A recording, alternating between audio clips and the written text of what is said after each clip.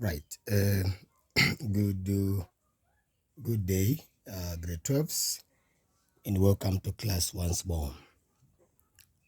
Well, as you can see on my board, you can see the topic of the day, or rather the subtopic of the day. We're going to be looking at the DNA profile. DNA profile. That is the topic of the day today. Right. Well, the first thing that we need to do is to get to understand in what is DNA profile. Right. Well, DNA profile is the arrangement of black bars of DNA of a person. Let me write it down. We say is the arrangement of black bars of DNA of a person or an individual. So the arrangement of black bars. In some books you find that it's written black bands. So however here you just use a simple term that is familiar with you. Simply say black base of DNA. So here we're talking about the DNA fragments. The DNA fragments of a person can be used to formulate the profile. As you can see in my diagram here, I have got profiles here for different individuals. Right, so that is DNA profile. Right, now we must remember that DNA profile of an individual is unique. In other words, every person, every individual, every person has unique DNA profile. Remember the fact that we are not the same. We are different individuals, and therefore we have inherited different representation of the DNA. So therefore, my DNA may not be the same as your DNA or another person's DNA. Meaning that when we use this DNA, which can be obtained from different sources such as the blood, the skin tissue, the saliva, or the semen, you can name them, or the hair, you can actually use these sources to formulate the DNA profile. So when we say DNA profile of a person is unique, it means it cannot be compared to any other person. However, this is in exception in the genetic twins, in the identical twins, except in identical twins. So meaning that identical twins, they have the similar, let me say not similar, they've got identical or same DNA profile. So you think about those identical twins that you may be seeing, those that resemble, when you look at this one, you cannot distinguish that person or those two individuals from each other. Those are identical twins, right? However, those identical twins, they have identical DNA profile, right? That is the only exception. And I don't include the just the non-identical twins, because you can also have the non-identical twins. So non-identical twins, they have a unique DNA as individuals, right? Okay, now here's the most important thing that I want us to look at. Remember that DNA, since the discovery of the DNA in the 1950s, DNA has helped society to resolve many problems that were not able to resolve. Today, we can have answers to many problems because of the discovery of this DNA, and now we're talking about the DNA profile. Now, what is the use, or rather the importance of DNA profile? The importance of the DNA profile. One, when we say the importance, we simply looking at the significance or the use. Where is DNA actually used? One, DNA profile, it can be used in identifying criminals, criminals in forensic investigation, in forensic investigations. That is, in the court of law, what they can do is they can obtain the evidence that is found at the crime scene. Can you imagine that somebody has been murdered? So right there on the crime scene, you find that as the crime scene, as it was happening, there was bleeding that was taking place, and vele umuntu uyalwa phela, you see. So it might happen that the victim was fighting, or it might happen that some objects are left on the crime scene that were used by the criminals.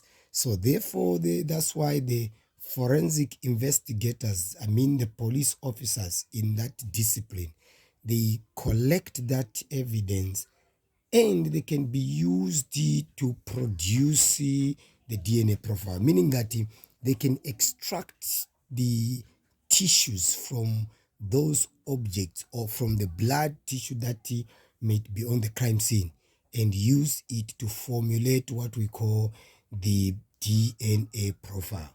And therefore, when the suspects are lined up, it becomes easier to identify by matching the black bears with that was found on the crime scene. Right. Number two,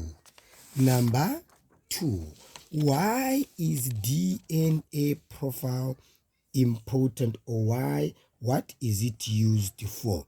Number two, DNA profile is also used to prove, right? To prove ukuthola paternity, to prove paternity. Now, what do we mean when we say paternity? We simply talking about the father. So paternity has something to do with what? The father. Who? The father of the child. Remember, hey, abantu bayiphike ingane noma ingane ziyatshontsha. So remember, that becomes very useful. So it can be used to prove paternity or maternity. Maternity mother, pa for father. So to prove paternity and maternity. Bese number 3. Well, DNA profile can also be used to determine the probability or the causes of genetic diseases, to determine ukuthola, to determine the probability ukuthi what are the chances, probability of or causes of genetic diseases such as sickle cell anemia or such as diabetes mellitus. So it can be used in that respect, right? That's very important. Bese for number 4, it can also be used to establish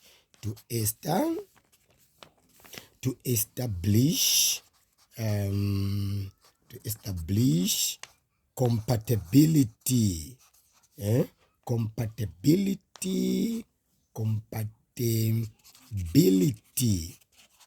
of tissue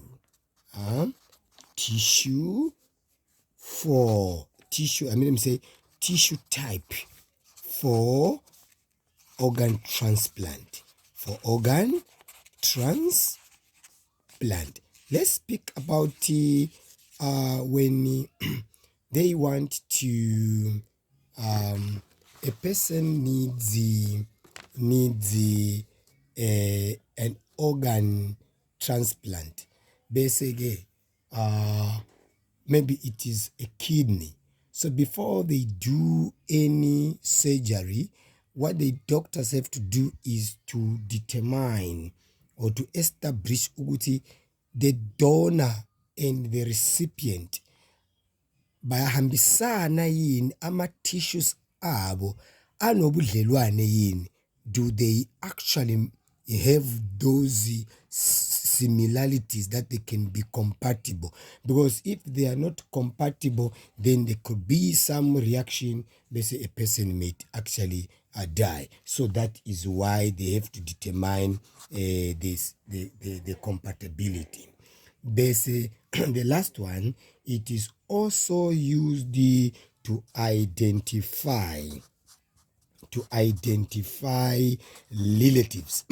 relatives. Now, be careful, like be very careful, because sometimes you may actually say one and the same thing. When they say, can you list the importance or list 3 importance of DNA profile? You cannot say 1, to identify relatives, 2, to identify missing persons.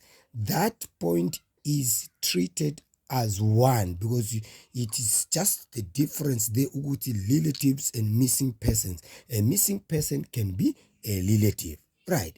However, can you see you have got 5 options that you can always choose from, but I would actually advise Uguti choose the one that is easier for you to remember. Don't try to write something that is a little bit complicated. Ngoba, what we want at the end of the day is to make sure that we get the marks, right? Good. So that is about the use or importance of DNA profile, right? Okay, now let's look at we expand this in how DNA profile is used. For example, now with me here, I have actually drawn the DNA profile. So this DNA profile in this case is used to identify a suspect. Remember, a person is treated as just a mere suspect, or he is not guilty not until he's proven otherwise. So this is where now we have to use the DNA profile, with other forms of evidence in order to conclude ukuthi uSibanibani committed that crime. Right. So in this example that I have with me, a crime was committed, right? So the forensic scientists, they collected the sample of tissues, either from the blood or from the hair, and they used it to make the DNA profile. As you can see, this is the sample, the DNA sample from the crime scene. The DNA sample from the crime scene. So that is the number 1 there. Bese yesibili, it's the victims. Maybe it could be the person who was actually raped or who was stabbed. Basically, they get also the tissue, and they formulated this DNA profile. Then on top of that, now there are 3 suspects. There are 3 individuals who are suspected to have committed the crime. Right.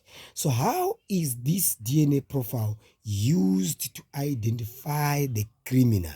So what they do is they actually use the crime scene sample and compare it with the 3 suspects.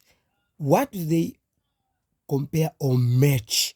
They are trying to match the bars, the black bars. Now let's look at this here. I would advise Nganzam ukuthi whenever you are answering or attempting this question, you must always carry a ruler with you, because you cannot actually match with your eyes. You must always use a ruler. Right. Here is the situation. If you look at the black bear number 1, you can see that there is no black bear that is actually corresponding or matching victim or 1 and 3. But we've got 1 here which is matching the number 2, suspect number 2. So we are going to actually put a small tick there. Then we move again to match the sample, the DNA, the black bear of the sample from the crime scene, and as well these 3. As you can see there is none that is matching. So we move to the 3rd one. You can see that this 3rd one is matching that one there. You can see the thickness there, you can see the thickness, but this one is thin. So we are not going to actually tick this one because it is completely different to this one. So we are going to do what? To tick that one. So then we move to another black bear, of which if you just check them, you can actually see it that we have these actually again 2 which are matching. Then we are going to put another tick. Then we go to the 5th one now. If you can check the 5th one there, it is matching again 2. Yes, it's matching 2. There is none in 1 and in 3. Right. So there is none, we don't have any more black bear from the crime scene which matches this. So as you can see there, we have 1, 2, 3, and 4 black bears which are matching 1 from the crime scene.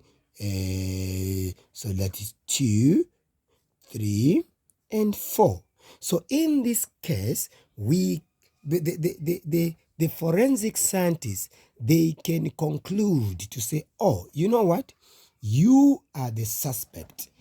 Suspect number 2 is the person who is going to be answerable, because you can see that there are many black bears. In fact, there are 4 black bears that are matching the crime scene evidence. Right. So that is about that. Maybe just to close is to look at the limitations of the DNA profile as it being used in resolving crime issues such as the one I was discussing, I was explaining in the court of law.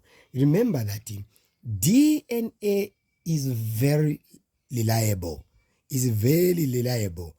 on the fact that the DNA of an individual is unique. Remember, as I've indicated, the DNA is unique.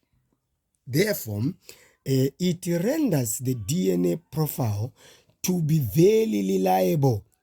You see that? You see that it can be replicated in the sense that, if I am the one who has actually committed the crime, you see, if truly the tissues that have been used to formulate the DNA profile are mine, and I again redo the process, you may discover that it will give you the same result, and therefore that gives it that reliable, because my DNA is mine alone. It's unique, right? So now, however, DNA profile has certain limitations.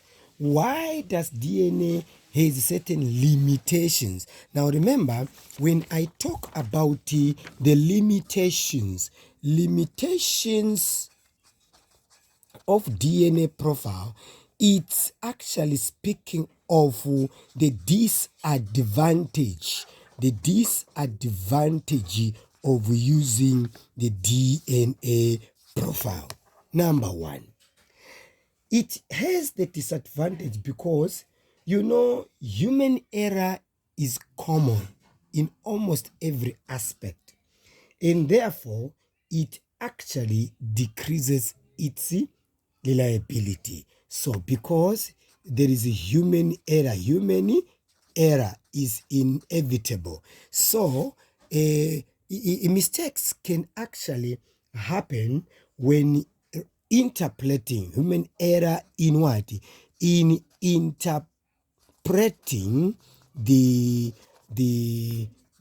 profile. So therefore, it may result in a wrong person being actually convicted for a case that he has not actually committed. Right. Number two. So again, number two, different laboratories may produce different outcomes. Different laboratories, let me say, the different laboratories can produce different outcomes. Therefore, there is some inconsistencies here. There's inconsistency, meaning that the results, because the same result should actually follow. But because you find that you use different laboratories and different individuals interpreting, can you see? So that can actually result in inconsistency, kusho ukuthi ama-result ngeke afane. Inconsistency. Right, that's number two. Let's say again, number three. Right, remember that when DNA profiles are made, only smaller samples are used. So smaller samples are used. So what happens when smaller samples are used? So the profile may not be unique. Can you see that? The profile may not be unique. The profile may not be unique. So you can see that this action is affecting the reliability, because now you are using only a smaller sample. Eventually it affects the reliability. Right. There's again number four. Number four is that sometimes you see this process may temper. It tempers with the individual's privacy. Tempers with individual's privacy.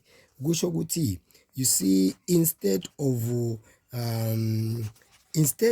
just focusing on getting the black bears, you see, they end up exposing sensitive information. You get what I'm saying? Because I mean, because they've got access to this profile. So what happens? This actually can render it to be very disadvantageous. Now, so we are saying it tampers with individuals' privacy, and therefore can actually review sensitive information. Maybe somebody has a particular ailment, so it ends up actually exposing somebody. Now we see it ama rights amuntu. So that is the disadvantage, or making it to be very unreliable. Lastly, it is expensive. It is expensive. Now, what happens when it is expensive? Remember, with an increased cases of gender abuse, where rape cases are on the rise everywhere in our country, you discover that people who do not have money, they may not actually go for this a process to conduct this DNA profile, because they do not have resources. So otherwise, that actually renders it to be very unreliable, meaning that only the rich can actually access that. Okay, let me end there. I think what we can do next, now on your own, go look for a question paper from the past exam, then try to go through that question paper and answer the questions. I think what we'll do is, during revision time, we'll actually also have some questions that are similar, then we can actually discuss those questions, right? All the best, and thank you, and have a great day.